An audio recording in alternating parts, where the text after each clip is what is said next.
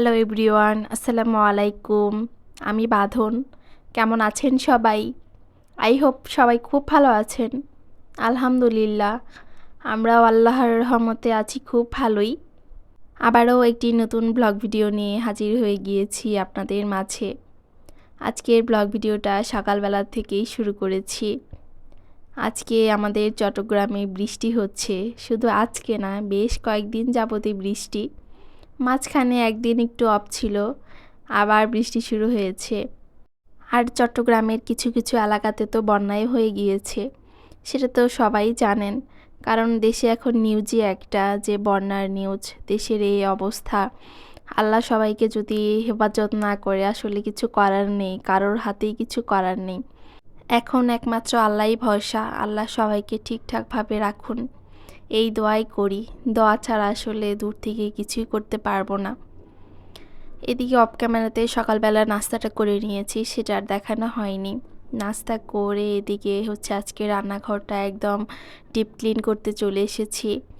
চুলাটা হচ্ছে আগে সুন্দর করে পরিষ্কার করে নিব। আমি যেহেতু ছোট্ট একটা ভাড়া বাসায় থাকি, 2 রুমের একটা বাসা, ছোট্ট একটা ডাইনিং রুম আর একদমই ছোট্ট একটা রান্নাঘর। এই ছোট্ট রান্নাঘরে কাজ করতে মাঝে মাঝে কষ্টই হয়, কোনো কিছুই ঠিকঠাকভাবে রাখতে পারি না পছন্দ অনুযায়ী।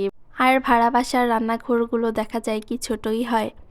আমরা 3জন মানুষ, বড় বাসা দিয়ে আসলে কি করব, তাই ছোট বাসা নিয়েই থাকি।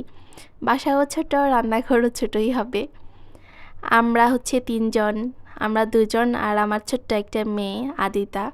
আমাদের 3জনেরই হচ্ছে ছোট্ট একটা সংসার, সুখের সংসারই বলা যায়। আমি আমার রান্নাঘরটাকে দেখা যায় যে সব সময় ক্লিন করে রাখারই চেষ্টা করি। সব কিছু দেখা যায় কি ক্লিন না থাকলে আসলে ভালোও লাগে না, কাজ করতেও ভালো লাগে না, দেখতেও ভালো লাগে না। আর রান্নাঘর প্রতিদিনই রান্নার পরে দেখা যায় কি মোছা হয়, না হলে রান্নার আগে মুছে নেই। তাই ওইভাবে প্রতিদিন ডিপ ক্লিন করতে হয় না, সপ্তাহে 1 দিন বা 2 দিন করলেই হয়ে যায়। সেটা রান্নার উপরেই নির্ভর করে যে কতদিন পর পর ডিপ ক্লিন করব। যাই হোক, আমার এটা হচ্ছে লাইনের চুলা না, গ্যাসের চুলা। আর মালিকেরই দেওয়া ছিল চুলাটা, আমাদের কেনা না। যেহেতু ভাড়াটিয়ারা আরও ছিল চুলাটা, যাই হোক তবুও ভালোই আছে, অতটাও নষ্ট না বা খারাপ না। ক্লিন করে রাখলে আরও সুন্দর লাগে দেখতে। আর চুলার সাইডের জায়গাও দেখা যায় কি একদমই ছোট, অন্য কোনো কিছু রাখলে আর জায়গাই হয় না, তাই এখানে আর বেশি কিছু রাখি না। রান্না করতে আসলে কিন্তু এটা সেটা রাখতে হয় এখানে। রান্না করতে আসলে সবজি কেটে একটু রাখতে হয়, বা অন্য মশলার জার বা এমনি হাঁড়ি পাতিল একটু একটু রাখতে হয়। এই কারণে একটু রান্নাঘর খোলামেলা হলেই ভালো হয়।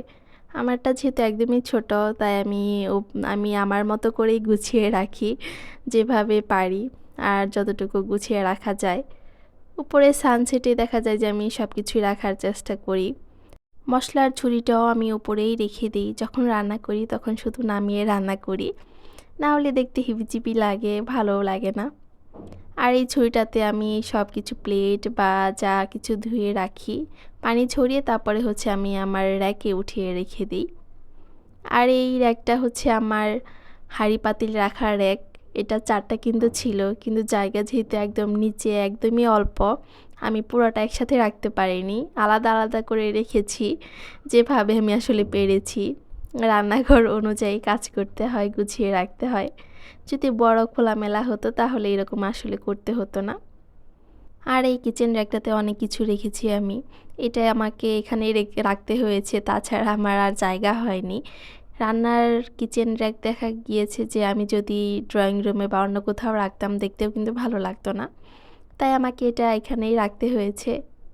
আর কিচেন র্যাকের পাশেই রেখেছি পানি রাখার ছোট্ট একটা বালতি, যেখানে আমি রান্নার পানিটা রাখি। চট্টগ্রামে যেহেতু রান্নার পানি আমাদের কিনেই ব্যবহার করতে হয়, ওয়াসার লাইন নেই, তাই ওটা ওখানে রাখতে হয়েছে। আর এই তো আমি রান্না করতে চলে এসেছি। রান্নাঘরটা একটু শেয়ার করলাম আজকে আপনাদের সাথে। আজকে রান্না করব হচ্ছে শাক ভাজি আর হচ্ছে মুরগির মাংস। এই তো আজকে আমার দুপুরের রান্না। যেহেতু আগের দিনের অল্প অল্প কিছু থাকে, বেশি কিছু রান্না করলে এটা নষ্ট হয়, তাই আমি ওইভাবে বেশি কিছু রান্না করি না। যেহেতু দুজনেরই সংসার বলা যায়, আমার ছোট্ট একটা মেয়ে, সে তো ওইভাবে কিছু খায় না, একদম অল্প কিছুই খায়, তাই দুজনের জন্য সব কিছুই অল্প অল্প করেই রান্না করতে হয়। আর আদিতার বাবা তো দুপুরে মাঝে মাঝে খায়, মাঝে মাঝে একদম রাতে খায়, দুপুরে খায় না, দুপুরে অফিসেই খায়। তাই আমার একার জন্য দেখা যায় কি একদমই অল্প কিছুই লাগে। আর আমি দুপুরে একবেলাই খাই, রাতে অনেক সময় খাই, অনেক সময় খাই না। বেশি কিছু রান্না করলে সেটা নষ্ট ছাড়া আর কিছু হয় না। পরের দিন আসলে বাসিটা ওইভাবে খেতে ইচ্ছে করে না, ভালোও লাগে না। এদিকে আজকে মুরগির মাংস রান্না করছি আলু দিয়ে, মশলাটা কষিয়ে তারপর হচ্ছে একসাথে দিয়ে দিলাম দুইটাই। আর আমি রাইস কুকারে সবসময় ভাতটা রান্না করি, আমার অনেকটা সুবিধা হয় কাজের। তার কারণ চুলায় যদি আমি ভাত রান্না করি, ভাতটা কিন্তু দেখতে হয়। আর রাইস কুকারে বসালে কিন্তু ওইভাবে দেখতে হয় না। যখন ভাতটা একদম বলক উঠে যায় তখন ঢাকনাটা একটু খুলে রাখলেই হয়ে যায়। পরে যখন একদম নিচে নেমে যায় বলকটা, তখন ঢাকনাটা সুন্দর দিয়ে দিলেই হয়। ভাতটা কিন্তু একদম সফট হয়, ঝরঝরে হয়। যাই হোক, এদিকে হচ্ছে আমার রান্না শেষ, ভাজিটাও শেষ, আমার মুরগির মাংসটা কষানো শেষ, একটু শুধু ঝোল দিয়ে দিয়েছি, হতে আর টাইম লাগবে না। তারপর রান্না যখন শেষের দিকে হয়ে যায় তখন আমি আমার কাজে লেগে পড়ি, সব কিছু একটু মুছিয়ে তারপরে হচ্ছে রুমটা মোছার থাকলে, ঝাড়ু দেওয়ার থাকলে সেটা করে নিই। আর আমার মেয়েটাকে ঘুম পাড়ানোর পর হচ্ছে আমি গোসলে যাই। মেয়েটাকে গোসল করিয়ে খাইয়ে তারপরে ঘুম পাড়িয়ে দিলে আমার অনেকটা ফ্রি আমি হয়ে যাই। মেয়েটা যতক্ষণ ঘুমায় ওই টাইমটাতে আমি গোসল সেরে নিই, তারপরে খাই, একটু রেস্ট নেওয়ার থাকলে সেটা নেই। আর যদি মেয়েটা উঠে যায় তাহলে তো রেস্ট নেওয়া আমার একদমই শেষ হয়ে যায়, আর রেস্ট নিতে পারি না। আসলে ছোট বাচ্চা নিয়ে কিন্তু এইভাবেই কাজগুলো করতে হয় একদম রুটিন মেনে, না হলে কোনো কাজই আসলে এভাবে করা হয় না, বা একদম ওলট পালট লেগে যায়, গুছিয়ে করা হয় না। যাই হোক, এদিকে ফ্রিজটা ওভেনটা আমি একটু সুন্দর করে মুছে নিচ্ছিলাম। এই তো এদিকে হচ্ছে মেয়েটাকে ঘুম পাড়িয়ে দিয়েছি, মেয়েটা ঘুমাচ্ছে। পরে আর কোনো ভিডিও করিনি। এটা হচ্ছে বিকেলবেলা, একটু সিঙ্গাড়া ভেজে নিয়েছি, খাবো, বৃষ্টির দিন, গরম গরম সিঙ্গাড়া। আমার মেয়েটা, আমি আর হচ্ছে মেয়ের বাবা তিনজন মিলে খাবো। সিঙ্গাড়াগুলো ফ্রোজেন করা ছিল, শুধু ভেজে নিয়েছি, ভেজে তারপরে হচ্ছে খেয়ে নিব। যাই হোক, আমার সিঙ্গাড়াগুলো ভাজা শেষ, এখন হচ্ছে আমরা খেতে বসবো। আমরা তিনজন মিলে বসে বসে খাবো। আমার মেয়েটা কিন্তু এমনি খায় না, শুধু মুচমুচে যে অংশটুকু সে অংশটুকুই খায়, আর বাকি অংশটুকু রেখে দেয় আমাদের জন্য, আমরা খাই। সে শুধু মুচমুচে অংশটুকুই খাবে।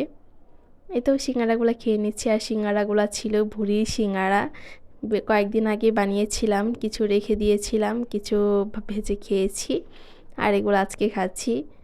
যাই হোক, আজকে ভিডিওটা এ পর্যন্তই রাখবো। সবাই ভালো থাকবেন, সুস্থ থাকবেন, আল্লাহ হাফেজ।